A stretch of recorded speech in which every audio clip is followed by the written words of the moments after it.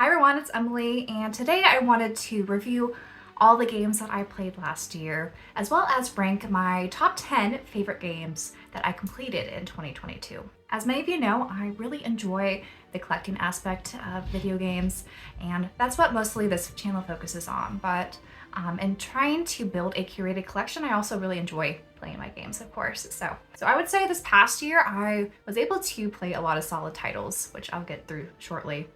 But first, I just wanted to list off some honorable mentions of games I completed this year and thoroughly enjoyed, but didn't quite make my top 10 list. So I'm gonna go through these fairly quickly. But first up, I have Greece here, which was, I think, the first game I played in 2022. And so this is just a lovely indie platformer game with beautiful art. And it revolves around a lot of themes such as depression. This wasn't a very super long game. I think it just took me a couple hours to beat. But very thorough experience that I do recommend.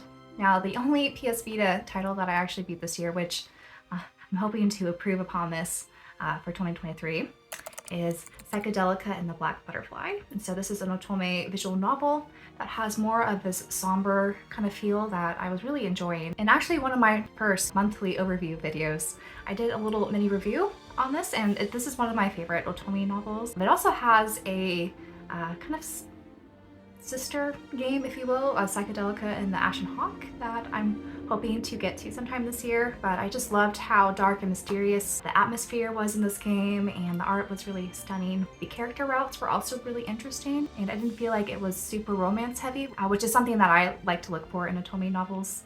I like a little romance, but not where it's necessarily the main focus. So this was a really nice, lovely experience. And then next I have this little indie game called A Short Hike. And this was another lovely experience. It's a very cozy walking sim / platformer game where the main goal is you're trying to hike up this peak on this island. The pixel art is really top notch, and I just loved the sense of adventure, exploring all the different areas of the island and talking with all the charming people who are also on the island with you. It's just a very cozy and relaxing experience that I played towards the end of summer, early fall, which is honestly the perfect time of the year to play this. And then next I want to briefly talk about Xenoblade Chronicles 2, Torn in the Golden Country. So this is the DLC extra story for Xenoblade Chronicles 2, and this acts as a prequel to what happens in events during Xenoblade Chronicles 2.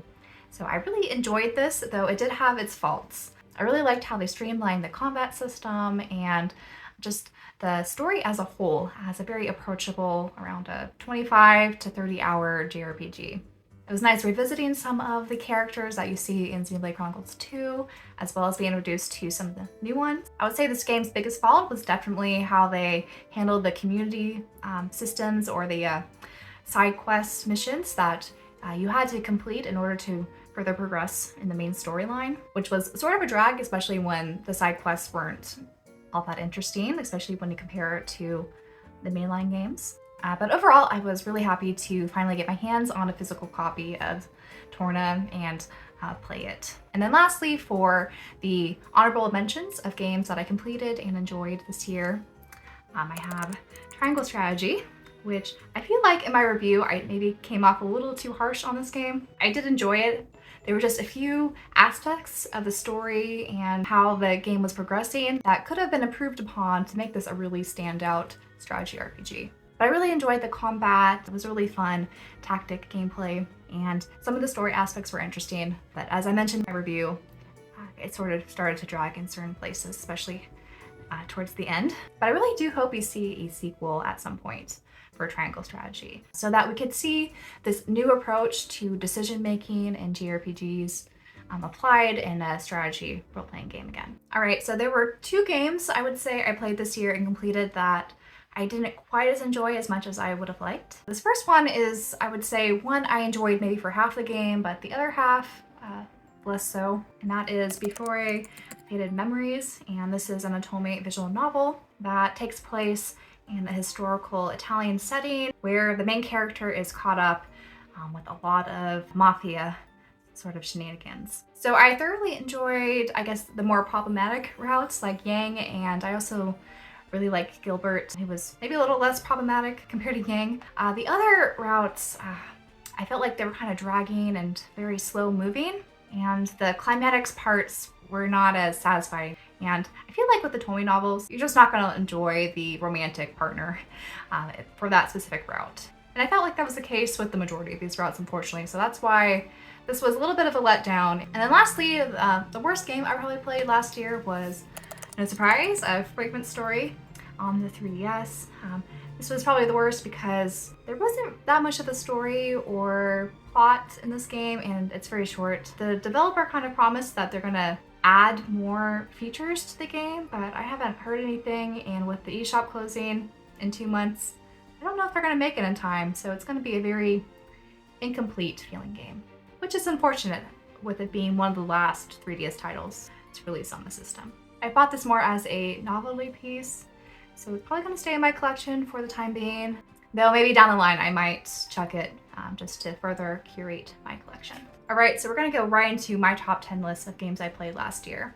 So first up, we have at 10, Death's Door. And so this is described as a Souls-like Zelda title where you play as this Grim Reaper crow who has to collect different souls. And this has wonderful art style and gameplay. I really enjoyed this. So I do highly recommend this. I know this was a Souls sort of like game, so there is some difficulty when it comes to how much health you have and hits you could take in, especially for the boss parts. But I found this a very rewarding experience and very enjoyable.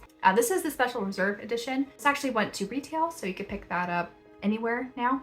So it's definitely one to consider if you haven't already. The next at 9, I have the Alliance Alive for the 3DS. When starting it, I did hear very good things, especially involving the friendships and character interactions. But I was just really taken away by the writing and just how good the character interaction was. So not only were the characters and the dialogue really well written, I just liked how fast-paced the story progressed, and it just was fun. It was a JRPG that didn't take itself too seriously, and I thought it was just so cool how all these different characters came together to kind of complete their epic quest. And I thought the combat was interesting too, in that it has this random chance element where you get to learn new abilities, and you can really customize some characters depending on what weapons you use and I guess farm those abilities with. So it was a lot of fun, and I played this on the 3DS, but is also available on the Nintendo Switch and PS4 as a remastered version. So definitely a little JRPG gem that I don't think is talked about enough. The next we have AI, the Somnium Files Nirvana Initiative. And I just talked about this game in my December wrap up, but I thoroughly enjoyed this visual novel. I feel like I didn't give this visual novel on its own enough credit because I was comparing it too much to the first game, but I really thoroughly enjoyed the story and the characters and the twisted turns you got to see in this specific game. I would say the AI Somnium Files games are visual novels that really transcend the genre. So even if you aren't that interested in visual novels or think you would enjoy them, the story alone and all the voice acting and characters and just thought that's put into the plot is something that can universally be enjoyed by a lot of different people. Then next we have another JRPG, and that is Atelier Ryza 2. I really enjoyed this game. I felt like they made so many refreshing upgrades and changes to the first game. And as much as I enjoyed the first game, the sequel here really just stepped up so much. So these Atelier games are known as these relaxing JRPG experiences where it has some combat as well as alchemy crafting mechanics. And while a lot of the quests and the weapon upgrades are dependent on the alchemy aspects, it's something that I think should turn off people who are generally not into crafting elements in games at all. I think the sequel especially really streamlined the entire process, and for those who want to get into the little details and make the best sort of item possible could definitely do that. But they also have the option to not focus so much on that. So while the alchemy mechanics and also the combat I thought were much elevated from the first game, what I really enjoyed in the sequel was just the growth of these characters that carried over from the first game. And so you see Ryza and her friends all very much mature and kind of come into their own as individuals, and that was just really charming to see. I'm really excited for the third game that's going to complete the trilogy, releasing it next month. So it's the game I'll definitely be covering on this channel. And next we have 13 Sentinels here for the Nintendo Switch. And this is a visual novel mixed with some real-time strategy mechanics. And I think a lot of people would agree with me on this, but this has become one of the best stories that we've seen in gaming in quite some time. So I really liked Vanillaware's approach to a visual novel, where you have this side-scrolling interactive version of a visual novel with really gorgeous artwork and a really interesting story that really has a lot of twists and turns and interesting revelations at the end. Alongside that, they also have a really interesting combat system with RPG elements, and I found it really fun and addicting actually to play those. Yeah, this was a gem of a game that I'm really glad to finally experience, since this was kind of held hostage on the PS4 for a long time. The next is another 3DS title that I finally got to this past year, and that is Shin Megami Tensei Devil Survivor Overclock. Boy, this was such a fun experience, and this was actually my first Shin Megami Tensei title, and I'm really glad that I went with this one as my first. So this is the turn-based strategy RPG spin-off of the SMT series. The premise of this game is that you're stuck inside of Tokyo with some of your friends, and you're trying to find a way to escape. And while all that's happening, these demons are magically appearing out of nowhere, and you and your friends have to enlist these demons in order to survive and eventually escape. So the story was very well done, and there are multiple routes. I only went through one of the routes, but I do plan on playing the other ones eventually. And I also really enjoyed the take on the turn-based strategy RPG, where battle space is like Fire Emblem, where you can move in a grid-like fashion, but once you approach an enemy and fight them, it turns into a turn-based monster battling JRPG. So this was a lot of fun, and I'm really looking forward to getting to the sequel sometime this year. Now we're at game number 4, and unfortunately I don't have my physical copy with me at the moment. I gave it to my brother to borrow, and he hasn't given it back to me yet. So I'm going to hold this up as a proxy right now. But the game I'm placing at number 4 is the first AI, The Somnium Files. So I played that over the summer, and it's become, I think now, my favorite visual novel to date. The writing was just so well done.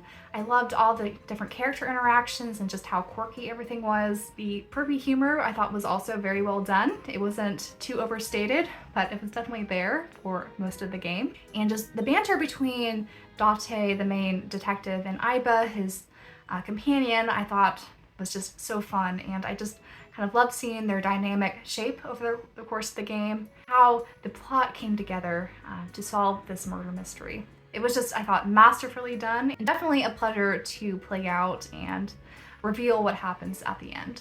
So yeah, I can't praise AI The Somnium Files enough. I really enjoyed it, and I'm hoping this year to finally play the Zero Escape games. So I'm very much looking forward to those. All right, so we're getting to my top 3. And honestly, it was kind of a toss-up of what to put as my number 1 game. Now, 2 of these, I was definitely not sure how I wanted to order them because I really enjoyed both of them very much. But I had to put number 3 as Xenoblade Chronicles 3. And this was one of my most anticipated games of the year, and it definitely delivered. I've just really enjoyed how the Xenoblade Chronicles games have evolved with each iteration. And I felt like out of all the Xenoblade Chronicles games that are on the Switch right now, the third one is definitely the most approachable one in terms of combat and story and just overall gameplay. I really liked how they approached the side story content, where it didn't really feel like a chore to go through it all. And I just found it so rewarding to learn more about these characters and sort of what shaped them in the past and how they're able to move forward and kind of the scenario they're stuck in this game.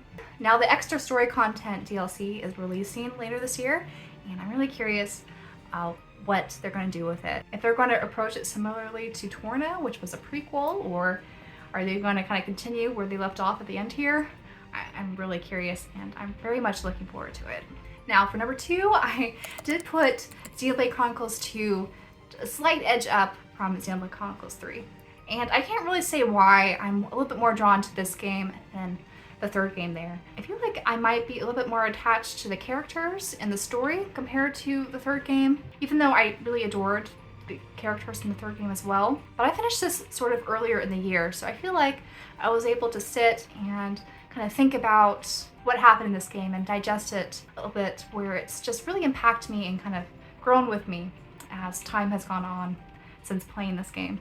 But yeah, I really became attached to these characters and what happened in Xenoblade Chronicles 2. And when it comes to the combat, I know it's very divisive how people feel about it, but I actually grew to really love the combat here, more so than the third game.